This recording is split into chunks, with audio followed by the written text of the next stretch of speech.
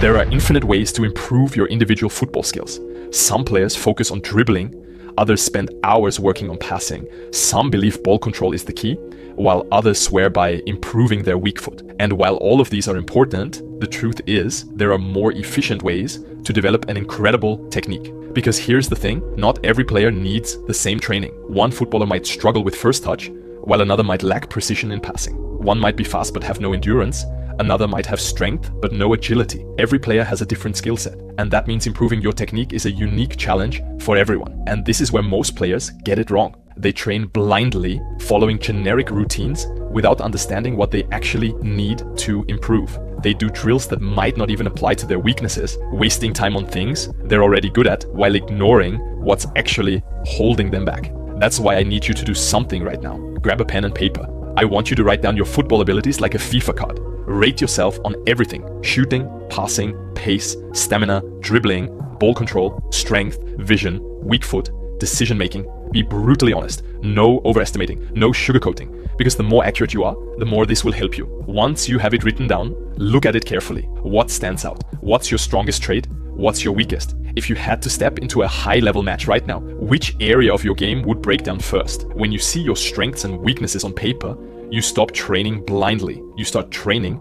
with intention. And while this doesn't mean you ignore your strong points, because even the best players refine their best skills, it does mean you prioritize what actually needs improvement. So take a minute, write it down, and let's start with the video. Now, before we even talk about improving technique, we have to take a step back from our ego and fully commit to mastering the basics. Dribbling, passing, shooting, first touch, these are the foundations of football. The problem is, most of you aren't truly training them. You're going through the motions, but you're not fully locked in, and that's where most people waste their time. They don't have a mind-body connection with the ball. They just move without intention. When I say relationship, I mean this. Every single touch matters. Every dribble, every pass, every shot should be done with maximum intention. If you don't train like this, you'll never develop true mastery. It's the currency you exchange for improvement. You could be out on the pitch for 2 hours, but if your mind isn't fully engaged, you'll gain nothing. First, you should focus on just 5 skills, the ones that suit your playing style and position. 5 moves that you can use in a real match. Here's how you train them properly. First, start static. Perform the skill slowly while standing still. Feel every movement, every detail. Second, add movement. Now start dribbling while executing the skill at a comfortable pace. Third, increase speed. Gradually build up speed, pushing your control without losing precision. Lastly, imagine defenders closing in on you. React with instinct, using the skills to escape pressure. And when you are ready, try it with friends and futsal. Most players stop at step 3. That's why they can pull off skills in drills, but struggle in real matches. You have to train your dribbling under pressure, even if it's just in your imagination. Your brain needs to connect your body movements with game-like situations. Next, let's see some drills about passing. If you're serious about improving, a wall is your best training partner. No excuses. It gives you instant feedback. You pass the ball, and it immediately tells you if your technique is right or wrong. Here's the approach. The goal is to get max touches. Get as many passes in as possible, both feet non-stop. The more touches, the better your ball control. Remember the weak foot emphasis. If you're not actively improving your weak foot, you're limiting yourself. Prioritize it. Also, add variation. The kicking leg swings back, storing elastic energy. As the leg swings forward, all joints extend at once for maximum force.